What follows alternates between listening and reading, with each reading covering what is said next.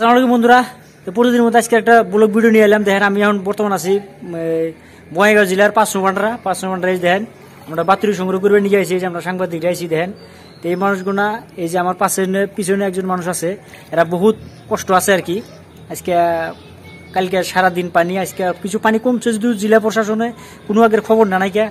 আপনি কি করবেন এই বিষয়ে? এখন কোনো প্রশাসনের খবর লওয়া নাই, এখন আমি কি করি? আপনাদের খোয়া লওয়ার অসুবিধা হয়েছে? খোয়া লওয়ার অসুবিধা হয়েছে। আর পশুধনের এই গরু ছাগল এইবিলাক তো আর কালির পরা একটু না খায়, আর কি দিম আরো, কোনো একটা দেওয়া নাই, কি দিম আরো, এতে খেয়াল নাই, কি দিম আরো তার। ঠিক আছে বন্ধুরা, আপনাদের দেখালে আমার প্রশাসন আমরা অনুরোধ জানাই যে বর্তমান যেটা গুরুত্বপূর্ণ বিষয় গরু কাইন যেটা নিয়ে এসে সরকারে, গরু কাইন নিয়ে আসার পরে তো গরু বাছুর যেটা বানপানি যেটা ক্ষতি হয়েছে, গরু বাছুরের কোনো খাওয়া দাওয়া নাই, কোনো পশুধনের কুড়ি নাই।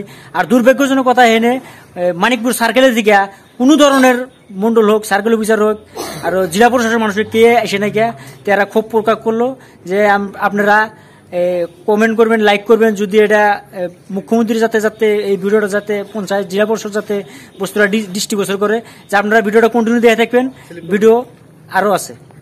এখন এই যে এনে বানপানির জন্য পোলাবান এনে এক জায়গায় করে আছে, পোলাবানেরও বহুত কষ্ট হয়ে গেছে গা, তে এরাও সময় খাওয়া দাওয়া পাইতেছে না। তে এনে হলো ছোট ছোট পোলাবান বহুত আছে আর কি। যে একটা আছে, এটা হলো একবারে ছোট বাচ্চা পোলাবান, একের বিস্কুট টিস্কুট আবি যাবি কোনো নাই, বিশুদ্ধ খোয়া পানি নাই। তখন এনে ছিল প্রশাসনের মানুষ হয়েছিল, কে এসে নাই না, পঞ্চায়েতের মানুষ এমএলএ কে এসে নাই না।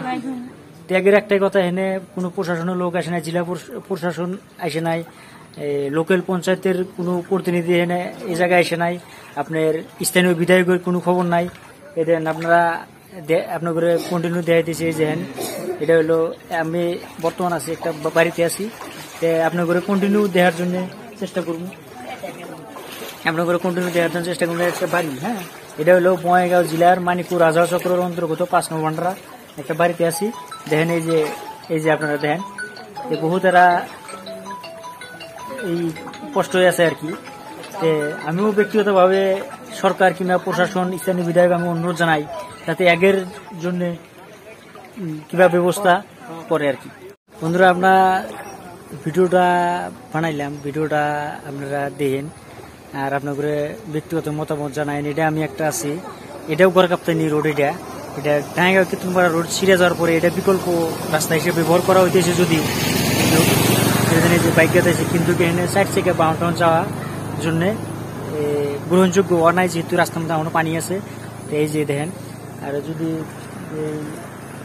ভিডিওটা ভালো লাগে লাইক, শেয়ার, কমেন্ট আর সাবস্ক্রাইব করে।